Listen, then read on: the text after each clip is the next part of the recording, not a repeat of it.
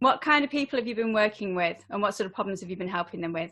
Yeah, I have been working with people who are looking to make a transition in their career, trying to decide, like, what's the next step for me? Is this a step that I want to take? Is this a good time for that? I'm reacting the same way to this situation. I'm kind of stuck in this cycle. How do I change that?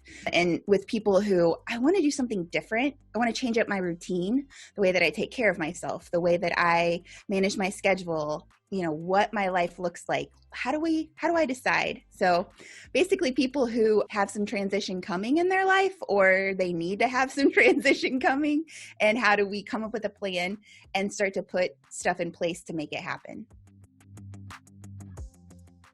Yeah. Have you got any tips on kind of starting small, kind of how people might start to kind of build changes into their lives? Yeah.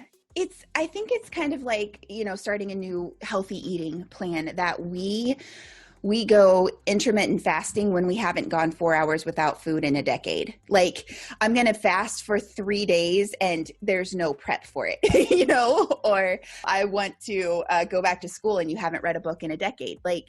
Or you want to make a dress and you don't even have your sewing machine out. So it's like, what are the small steps that I can start to incorporate to make this a part of my life? And also defining, what does success look like? Like, what can I do today that I'll be really proud that I did, that will get me closer to my goal? So if it is, I will get my sewing machine out today and I'll watch a YouTube video on how to add oil to it, because that's important. And I'll make sure that I have sewing needles, and I'll start to look at fabric. Like, that's an easy, low-hanging fruit. And at the end of the day, you did more today than you did yesterday. It's worth it in the end. I mean, to be able to have an outfit where people are like, I like that. And you're like, I made that. Like, you may not have to say it with that level of attitude, but you feel it on the inside. Like, yeah, you do. Because I did that. And that's just like, that's awesome. It's better than saying, oh, yeah, I got it. I mean, I do love celebrating. I got that on a good clearance at Target, but to be able to say, I made that piece of clothing, that would be really cool.